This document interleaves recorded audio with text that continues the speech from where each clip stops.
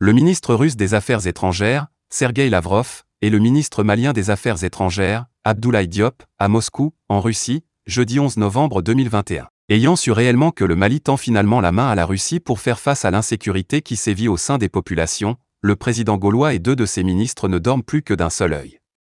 Le Drian et Parly n'ont eu que l'épithète « inacceptable » pour qualifier le prochain déploiement des mercenaires de la société paramilitaire russe, Wagner. Le sommeil a donc quitté le logis. Au sein du gouvernement de l'ancienne métropole, le mot du dictionnaire français le plus à la mode est bien l'adjectif qualificatif « inacceptable ». Depuis le moment où le terme Wagner a été lâché par les journalistes français et africains, la France est toujours restée sur le qui-vive. L'on se rappelle qu'il y a de cela plus d'un mois que la ministre française des Armées Florence Parly a élargi une de ses visites, du Niger au Mali, pour le besoin de la même cause. La France et les autorités de la transition malienne observaient une pause en ce qui concerne cette coopération militaire maléano-russe qui se précise incessamment.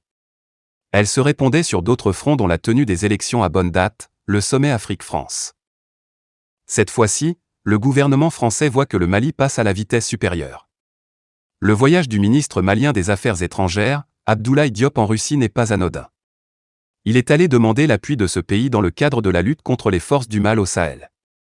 Les ministres français des Affaires étrangères et des Armées, Jean-Yves Le Drian et Florence Parly ont exprimé le caractère « inacceptable » des mercenaires de Wagner dans la bande sahélo-saharienne.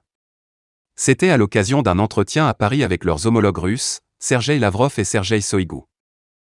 Après avoir avalé la phrase de Shogel qui parle d'abandon en plein vol du Mali par la France, Macron et ses ministres ne savent plus sur quel pied danser.